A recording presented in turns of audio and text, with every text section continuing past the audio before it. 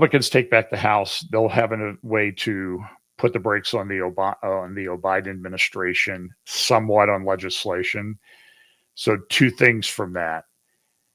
The lame duck session, the Democrats control the Senate, the House, and the administration.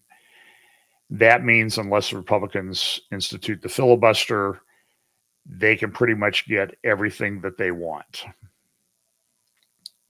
You have no idea what they're going to try to get through over the next couple of weeks. It's going to be an unbelievable time to try to pay back everybody. After the new Congress is seated in January, the Democrats appear to have control of the Senate, which means all of their judges are going to get approved. Just like if the Republicans controlled it and there was a Republican president in office, the Republicans would get all of their judicial candidates approved. And this is where a president really has a legacy. So Trump appointed tons of judges. Biden has been approving tons of judges, and it does have consequences. So any efforts, for example, to control the flow of immigrants across the southern border have now been pretty much undone by the judge who said you can't enforce Title 42, which she's not a legislator, and he or she doesn't get to do this. It's unconstitutional. It's a violation of the separation of powers. And this is going to be a problem. The other thing that's going to happen after the new Congress is seated is you're going to see conflict in Washington, I think, like you've never seen. You're going to see the Republicans. I know Jim Jordan, my congressman here in Ohio, Central Ohio, he's already announced that they're going to do some investigations and subpoenas, and a lot of this is going to be payback. Now, they're never going to get anybody to prosecute. There'll be political theater, just like all these investigations have been political theater. But the difference is that the Biden administration controls the Department of Justice and the investigatory arm and the ability to bring charges. So you're not going to see a Democrat charged for anything over the next 2 years. So if you thought that was going to happen, there are going to be no perp walks of Democrats. Despite all the stuff that they've done for the next 2 years, there will be perp walks of Republicans. And possibly the only way that the Republicans might be able to control that is to control the funding of the courts. So that's a very, it's not as bad as it was, but it's going to be ugly, bloody fighting for the next couple of years. And I think this has a prophetic aspect to us when we get into the lawlessness and the conflict and arguing and that type of thing. So some good news there. Republicans take the House. Now let me turn to Russia. And I had a lot of graphics, but I'm not going to put up a lot of that. But let me put up a map that will help you maybe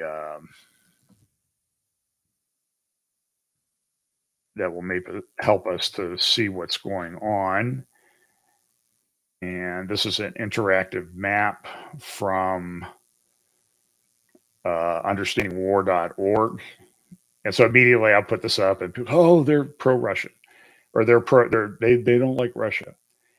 And they don't like Russia.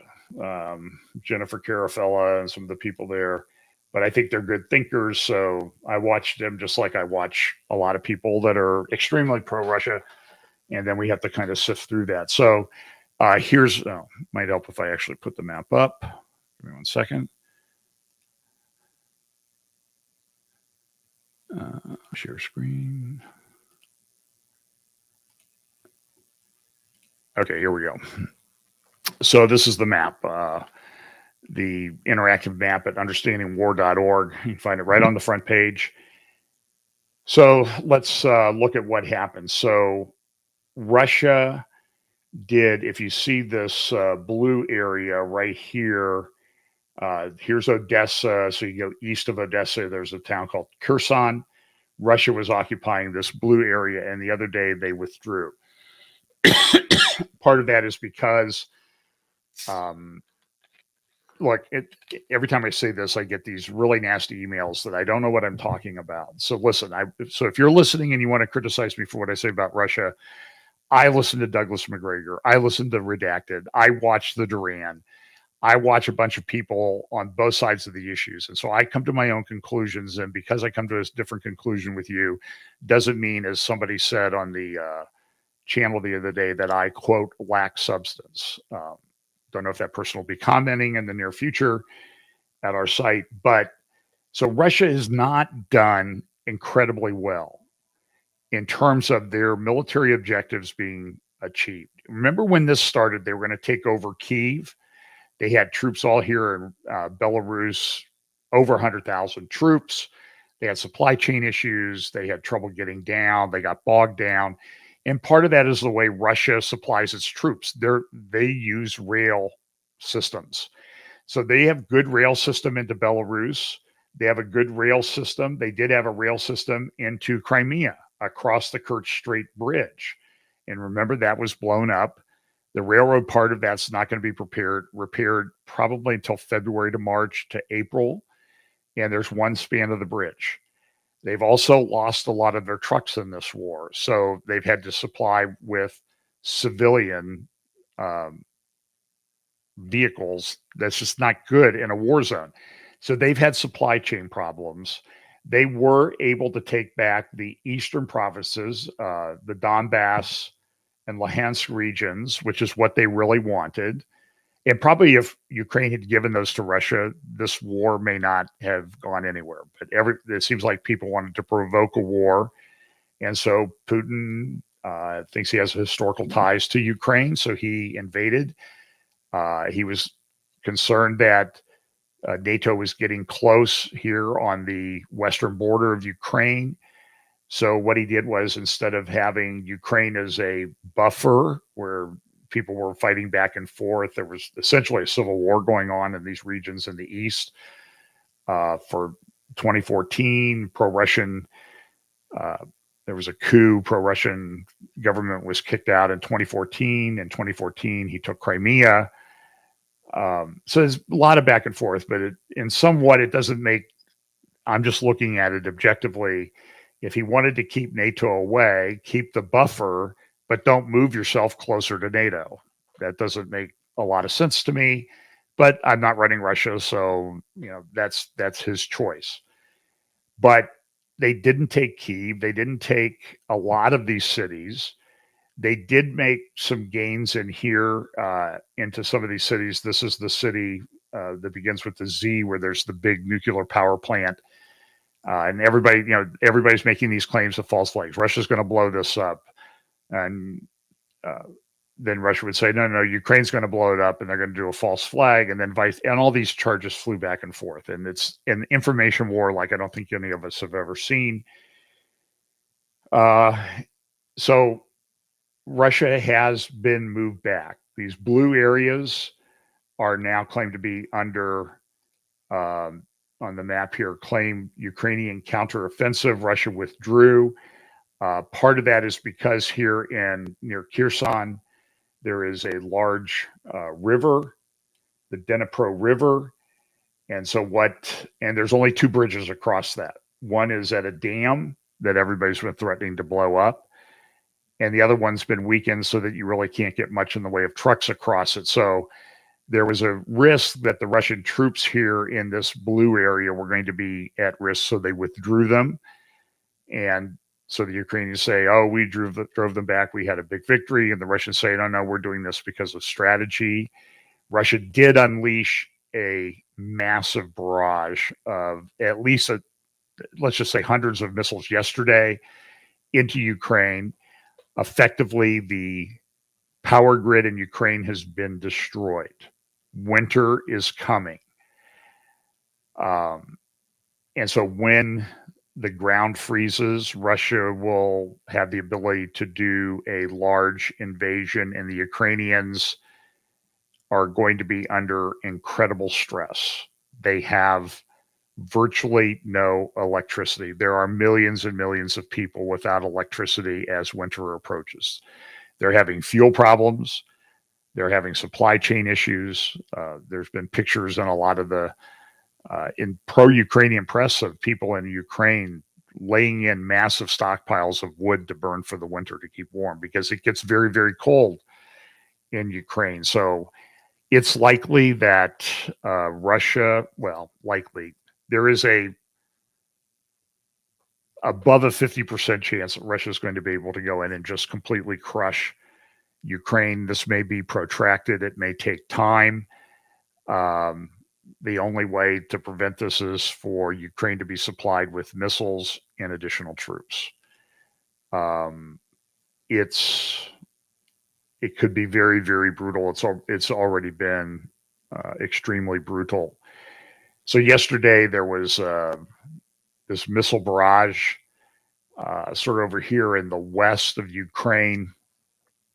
Missiles coming in.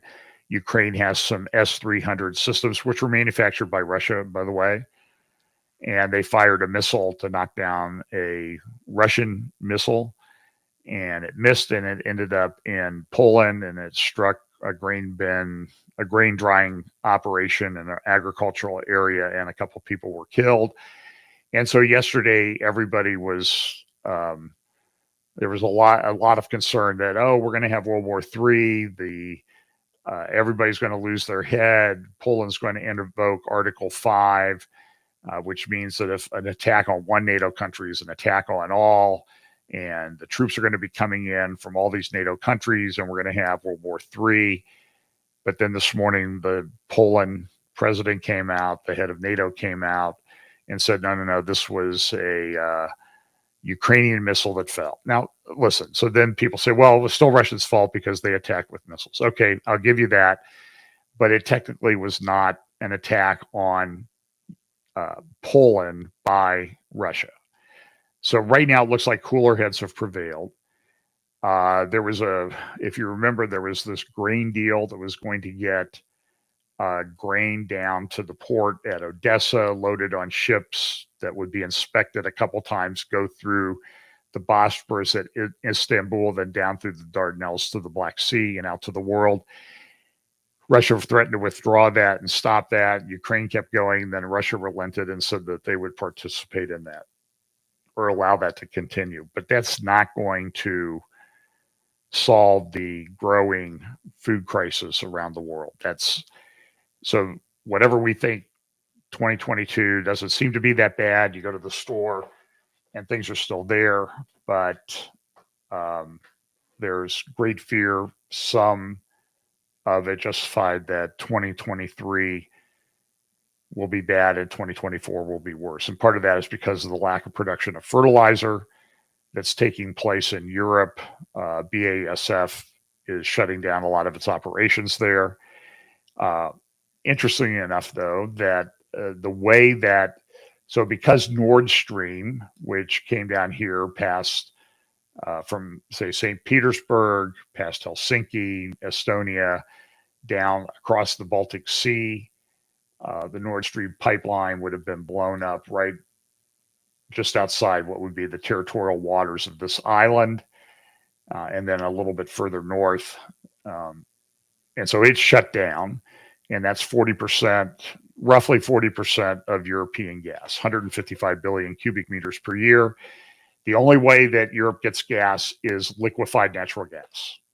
I think I showed you an article on Sunday. There's been a lot of hope that the gas fields in the Eastern Mediterranean of Israel would be able to get gas to Europe, but the Israeli defense or energy minister came out and said, listen, we can get some there, but in terms of us being a major supplier to Europe, that prospect is years away. And that's what as I said, I always like when people agree with me.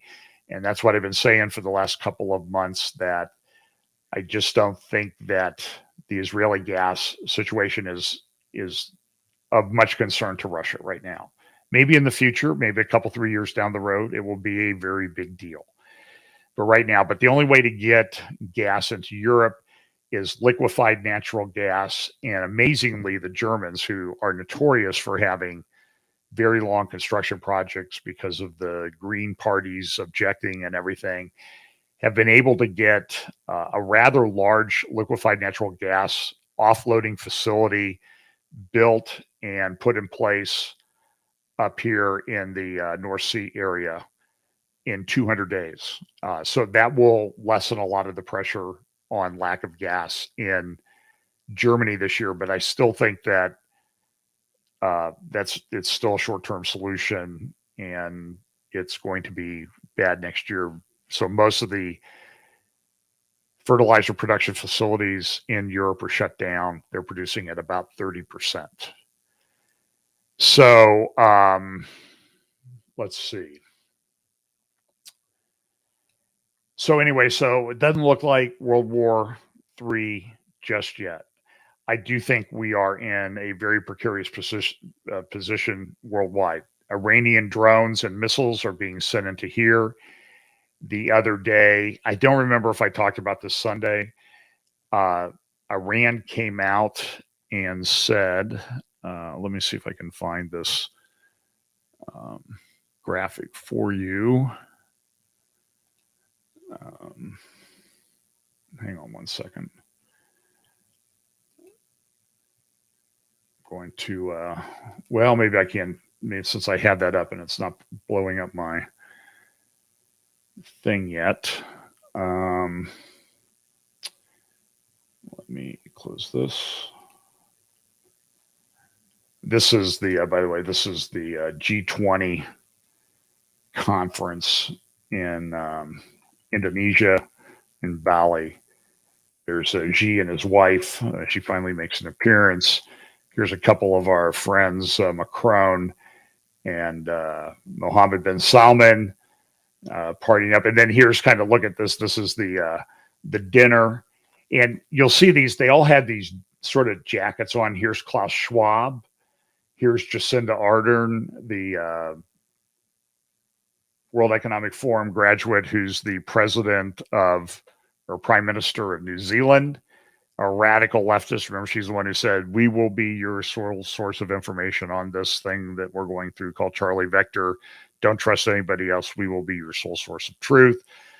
Klaus Schwab gave a little speech at the open. He was like the keynote, the first guy to come up and talked about a new world order. So it's kind of interesting because, in fact, this is an interesting thing that came up.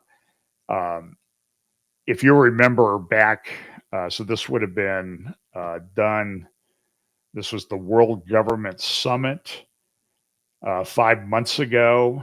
This was one of the main sessions. Remember, there's a few big conferences. There's World Economic Forum, Klaus Schwab. There's World Government Summit. There's that's put on by United Arab Emirates. And there's the Financial Investment Initiative Institute put on by the Saudis. And then there's the St. Petersburg conference put on by Russia. And they're all pushing like ESG and green stuff and 2030 agendas and that sort of thing. So, but this is kind of interesting. Look at this. This is the World Government Summit 2022. And I played clips from this. Are we ready for a new world order is what Becky, whatever her name, and Pippa Malmgren, she was talking about central bank digital currencies. Remember that? And we need to control this, and we need to have information and data, and we're going to do this. But the title of this was the New World Order. Are we ready for a new world order? World Government Summit 2022. But look at what it's tagged with so this is the World Government Summit, which is almost identical to the World Economic Forum. They even use a lot of the same colors in their backgrounds and that type of thing. They get tagged by YouTube with a warning. The New World Order is a conspiracy theory which hypothesizes a secretly emerging totalitarian world government. And so when the globalists at the World Government Summit talk about, are we ready for a new world order? they get tagged as a bunch of conspiracy theorists by YouTube, which proves that my theory is that while it is called artificial intelligence, it is far from real or true wisdom. So that's kind of interesting. In fact, what you're seeing, let me go back here to, I'll talk more about this Sunday because this is kind of a big deal right now. This is the, get these guides out of here.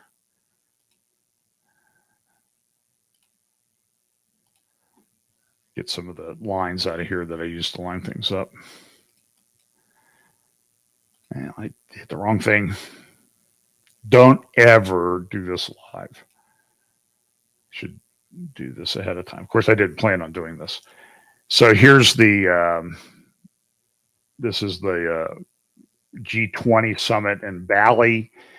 But there was news out this week about this, the CDBCs, central bank digital currencies. I actually will have a clip on Sunday from a guy from the Bank of International Settlements, which is located in Basel, Switzerland. The Bank of International Settlements is essentially the central bank of central banks. They have pushed this, and the head of the Bank of International Settlements spoke at a conference. This was last year, and he said, the purpose of these is to control everything. Now, a lot of people got upset with him. You're supposed to let a little bit of the cat out of the bag, but not the whole thing. So this is going on right now, and there's a pilot project of 12 U.S. banks right now working with the U.S. Federal Reserve on a pilot project for central bank digital currencies. This comes in the midst of the collapse of FTX, which is one of the big cryptocurrency exchanges, however you want to describe it. The head of this was driven by a thing called altruism. And what he did was he didn't want to make money. He wanted to make a lot of money to do good. So he gave, it's estimated, conservatively estimated, between $40 and $100 million to Democrats in this past election cycle. That's gone under. I don't know that he'll be criminally charged here in the United States. It looks like it was a Ponzi scheme. It's twice the size of Enron. It's way bigger than Bernie Madoff. And the guy may not get prosecuted because of who's in charge in Washington, D.C. I mean, if they're not going after certain people who are clearly corrupt, it's going to have to wait until, if a Republican can get control of the executive branch and the Department of Justice and that type of thing. So understand, there was this FTX was used, at least some of the people that are investigating this have said FTX was used as a device by the Ukrainian government. So we send billions of dollars to Ukraine. Ukraine puts them into FTX cryptocurrency.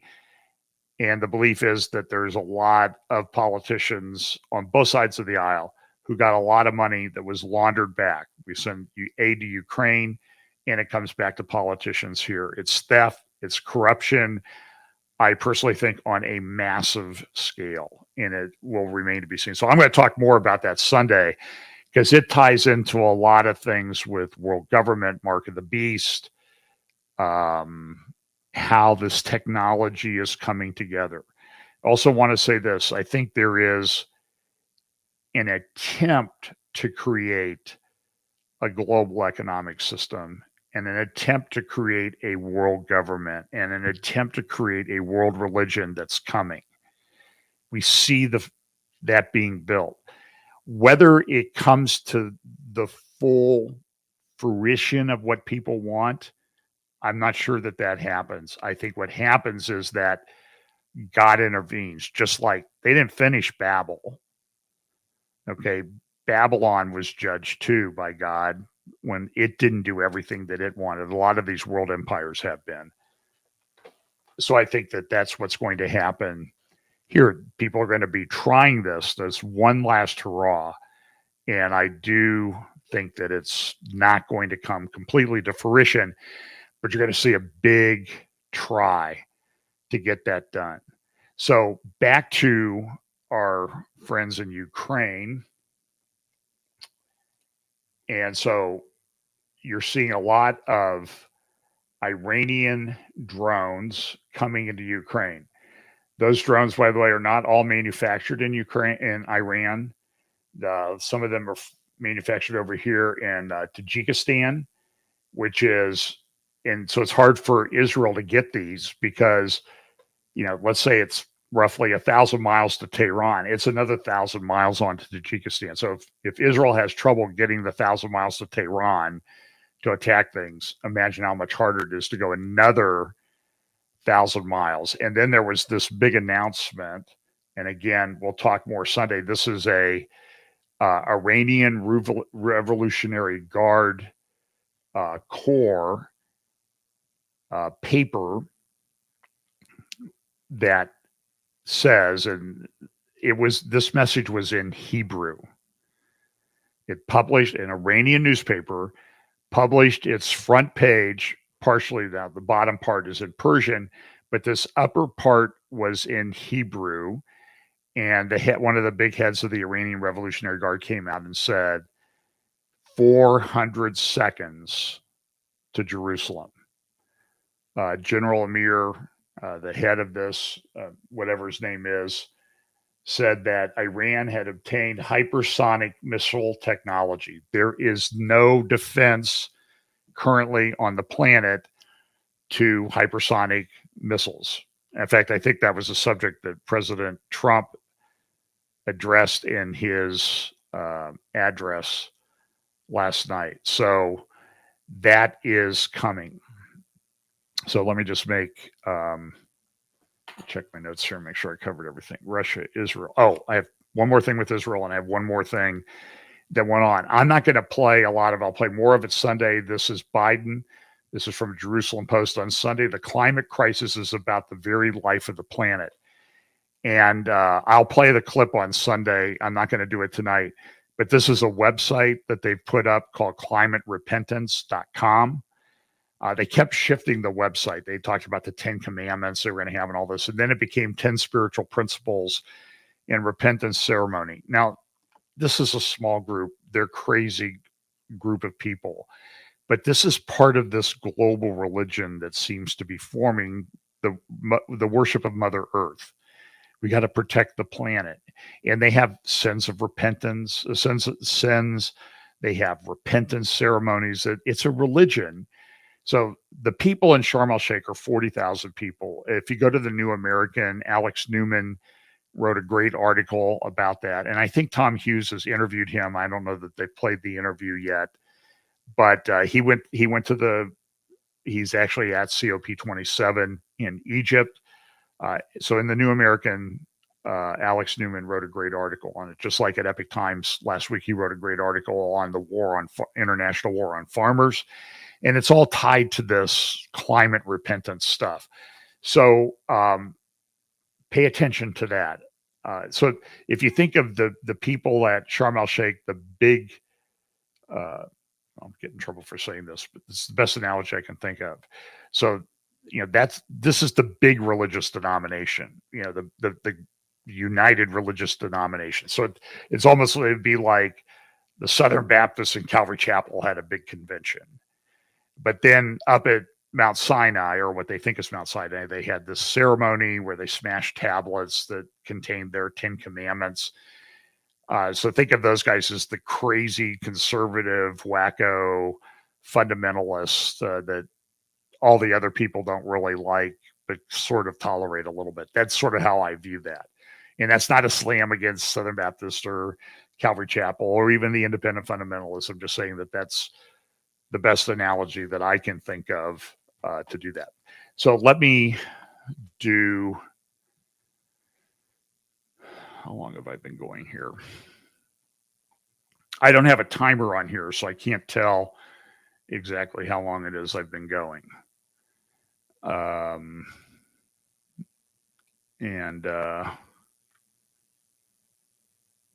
45 minutes. Okay. That's short for me. Okay, so here, this is my, I've met her, but I can't say that she's my friend, close friend or anything, but I do respect her a lot. This article, here's one article. This one's by Yaakov Lapin at Jewish News Syndicate, jns.org. FBI's decision to investigate the IDF undermines the Pentagon's own conclusions. So, for example, so there's that article that came out yesterday, or today, I guess. And then there's also Caroline Glick's Mideast News Update, the Caroline Glick Show on YouTube, and she's on podcasts as well. Again, the FBI has been weaponized against Israel. And then her article at JNS, the Biden administration weaponizes the FBI against Israel. Listen, this is what the Obama administration did. This is how they treated Israel. You remember the debacle over the U.S. not vetoing at the Security Council level a resolution about Jerusalem and settlements that came down on Christmas Day 2016 after Biden or after Trump had defeated Hillary Clinton for the presidency. So he was, remember, this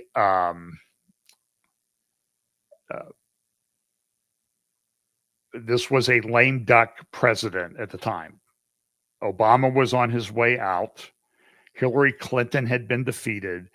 A new party and president was coming into office in 25 days, 26 days. And on Christmas Day, December 25th, 2016, after the election had been determined, the Obama administration went and refused to veto an incredibly anti-Israel resolution that came before the Security Council. And amazingly, as the Trump administration was coming in, there were phone calls made by people coming in the Trump administration. I think General Kelly or General Flynn, Jared Kushner, and others lobbied the other parties on the Security Council, please don't do this, please veto this, please veto this. And there were threats made by the Obama Justice Department that we're going to prosecute you for doing that. So now this is what's happening. There was a Palestinian American journalist. She's an American citizen. She was a journalist for Al Jazeera, which is a mouthpiece for the government of Qatar, which is a terrorist sponsoring state. That's where the World Cup is this week, by the way. They got a lot of people to agree, and we can talk about how they can agree, and people who have talked about it have ended up, what it was, the Rush Limbaugh used to say, they have assumed room temperature, because you can't talk about this. So she was a journalist for the Al Jazeera, which is sponsored by Qatar, which is a terrorist supporting Muslim Brotherhood state. She had embedded herself with terrorists in Israel as a, quote, journalist who are closely aligned, Hamas, aligned with Iran. Okay. In that operation where the terrorists started attacking IDF positions in the Samaria region of Israel, she was shot and killed, probably by a stray bullet, which I believe our own FBI determined was a stray bullet. But now that there are right-wing conservative Zionist Jews in the coalition for Netanyahu, our FBI is going to investigate what's going on.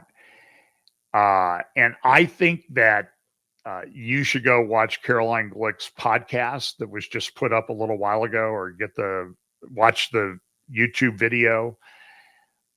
She was talking to Lee Smith, who's really one of the better writers on terrorism subjects in the Middle East. It's an excellent show. This journalist died in Jenin back on May 11th. And now what's happened is the Biden administration, the Biden administration, is weaponizing our FBI to go investigate IDF soldiers. This is egregious. This is, I'm not sure how to say this. You think Dave Chappelle and Kanye West have been anti-Semitic in their comments? In my view, what the Biden administration is doing, weaponizing the FBI against the Israeli soldiers who are defending Israel, is an order of magnitude way above this. It's evil. It's awful. I don't know what else to say. And so this is what the Biden administration did, and this is what the Obama administration did, and it's what the Biden administration does. So we're going to talk about this, and I can bet that you are, or I can bet that at the media thing that I'm going to in Israel in a few weeks, this is going to be a big, big topic. This, and go listen to Caroline and Lee Smith, and they'll talk. Caroline will in her opening comments, she'll talk about Dave Chappelle's monologue on Saturday Night Live. I don't know what's going on. I see a lot of people who I have respect for, that I agree with on a lot of things, coming out and defending Kanye West and Kyrie Irving and that type of thing. Now, I don't know what the punishment should be, okay? But I'm just telling you is, I listened to Dave Chappelle and I heard anti-Semitism. I listened to Kanye West and I heard anti-Semitism. And it's time that people call them out for that and demand accountability and stop covering for them. And I think Candace Owens knows who we're talking about. I do not like what's going on. As much as I may agree with her on everything else, I have a major problem with it. We're going to see most of this. In fact, when I do my interview talk with Olivier Melnick in a week after next, the week after Thanksgiving, I know that this will be the subject, part of the subject. Olivier, I think, is a go-to guy on anti-Semitism. He wrote a book. He has a website, The New Anti-Semitism. He has a book about it. He's been a longtime friend of us at Fellowship Bible Chapel and myself. So we're going to talk about that. So, couple questions if you got. Anyway, if you got a couple questions, I'll sort of meander around till we do that. So we'll talk about these subjects in a little bit more depth on Sunday.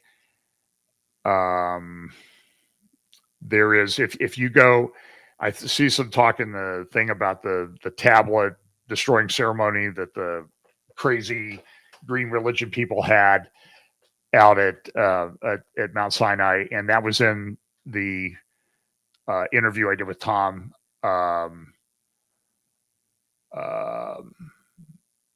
Hughes on Monday. So here's a great question. Do you think that the FTX scandal? Let me get over here to so let me stop the screen sharing so we can, because you want to see the full screen me, I'm sure. I do, boy, these Logitech webcams, they're just terrible. I look like I have some kind of disease or something. So pray I get my camera situation raised out. So here's the question. Do you think that the FTX scandal will be used as an excuse to ultimately outlaw all unsanctioned crypto like Bitcoin or Ethereum and push the new CBDCs? And the answer to that question is Ranger for Jesus. I think so. I always hesitate to do this, but I listen to a lot of different people. And so I'm aware of of all the problems with the theology of a guy named Glenn Beck. But so, pray for Glenn Beck. In the meantime, listen to him with discernment. And he had a guy on his program today who was very knowledgeable on cryptocurrency. And I was texting with somebody that's in the legal education profession, associated with a law school, who knows a lot about crypto. He bought me ice cream using crypto a year ago. So it works. He knows a lot about it. And a lot of what I said about the money laundering and all this other stuff and what ultimately is going to happen and how this guy got away with a lot. This is an epic scandal. This is way bigger than Enron. And it'll be interesting to see if the Democrats do anything about it. They should all be heading for the hills. If you want to know what happened in the Madoff Ponzi scheme, there were the guys who came in and took control of that in the bankruptcy. I think Madoff died in prison a couple of years ago. They came in, and what they did was, so it was a Ponzi scheme. So the later investors were used to pay these high returns to the people who were in first. That's how they made all these fantastic interest returns. And the trustee, I can't remember who it was, came in, and he did just an unbelievable job of capturing all of those profits from the people that got them. As painful as it was for them, they were involved in a scheme. They were innocent, but they didn't get to keep the fruits of the crime of Bernie Madoff. They had to pay it back, and then he collected that money and paid it back to the people who had invested on the end. And there was a tremendous amount of a relatively high percentage of the money was recovered. Not the gains people thought they made, but the gains what people had initially invested. And so people weren't totally ruined, but this FTX thing is way, way beyond that. And so I think that this is going to be used to further central bank digital currencies, which the clip that I have of this guy from the Bank of International Settlements last year speaking at a conference, this is all about control of everything. That's what he said. That's pretty frightening. So let's see here.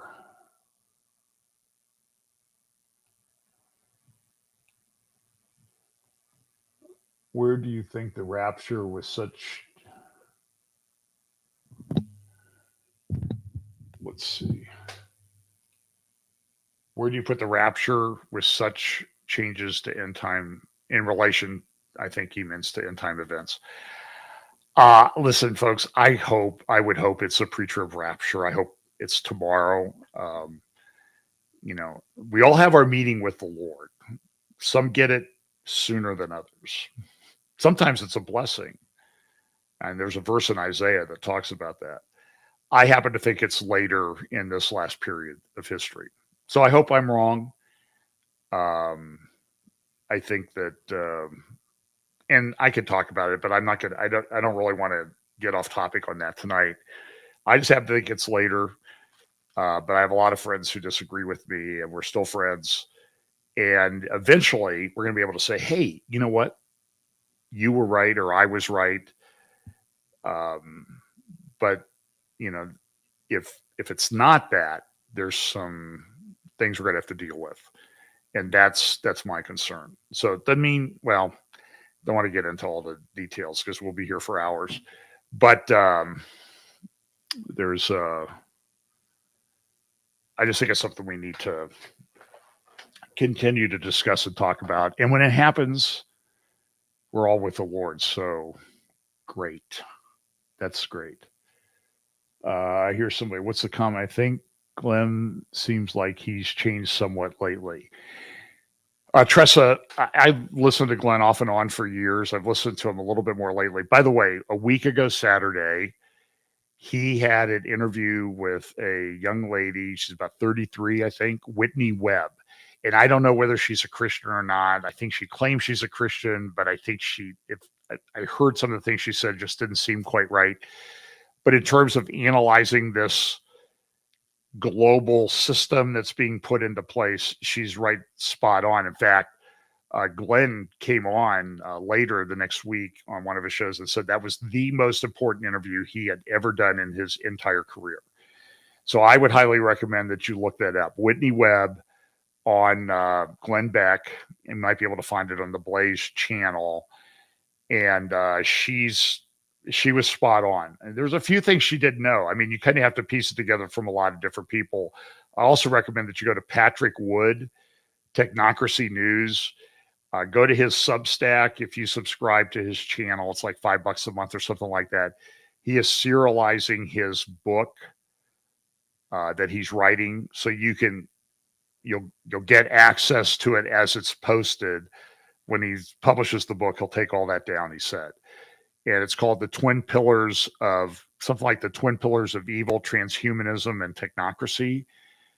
And even Patrick was a little bit skeptical as to how quickly this thing is coming on. I've known Patrick for probably 15 years or so. Actually came back and spent a week at our house when they had to get some things done on a trailer that they had needed some repairs. So they stayed with us for about a week. A lot of interesting conversations with Patrick. He's spot on. But even he's been kind of skeptical, and he's been amazed at how quickly all of this has come together. So listen, I've droned on long enough. We'll talk about this on Sunday. We'll talk about G20. I'll play you Klaus Schwab's speech. I'll play you this guy from the Bank of International Settlements. I'll tie Klaus Schwab to what he said at the World Government Summit in 5 months ago in Dubai in the United Arab Emirates. You know, the World Government Summit that's now been taken as propagating conspiracy theorists by YouTube because they talked about what they want to do. Absolutely insane world. So listen, God bless. Remember to pray for the family I mentioned at the beginning. And we will talk to you on Sunday. So here I go. I am signing off. God bless.